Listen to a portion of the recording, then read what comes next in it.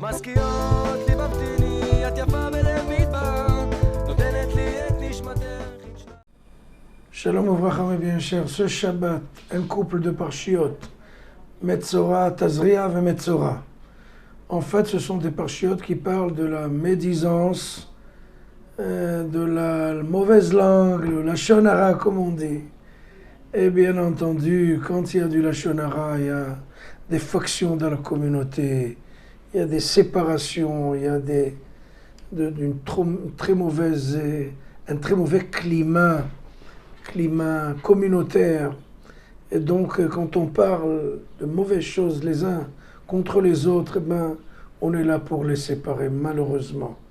Et comme on les sépare, notre mesure pour mesure, on prend celui qui a parlé, celui qui a médit, on va le mettre en quarantaine, on va le sortir de tous les camps d'Israël et il va être en quarantaine, solitaire, esseulé. Et il va penser, il va réfléchir un peu aux bêtises qu'il a dit. Et bien entendu, après ça, il apporte un sacrifice. Et ce sacrifice, ça peut être, bien entendu, s'il est pauvre, il va apporter, dans la Torah, normalement, il apporte des tourterelles, 2 tourterelles ou 2 pigeons. Mais là, dans ce cas-là, on apporte un pigeon ou une tourterelle. Il y a le Baal HaTurim qui a senti la différence. Chaque fois dans la Torah qu'on parle de tourterelles et de pigeons comme sacrifice expiatoire, les tourterelles sont toujours en premier et les pigeons en deuxième lieu. Et cette fois, la Torah dit Ve'evi ben Yona otor lechatat, c'est-à-dire un pigeon ou une tourterelle. Pourquoi cette fois-ci, l'unique fois dans la Torah où les pigeons sont avant les tourterelles? C'est une question. Pourquoi ils ont changé l'ordre? C'est un ordre divin. Le Baal HaTurim, qui est très perspicace, il a vu le côté de la sensibilité. Vous savez que le pigeon, quand on lui prend son cavalier et son couple, après quelque temps, il va reconstruire sa maison, son couple. Mais la tourterelle, si on lui prend son compagnon, jamais de sa vie, elle va retrouver un couple. Elle va rester seule, et esseulée et solitaire. C'est quelque chose d'extraordinaire.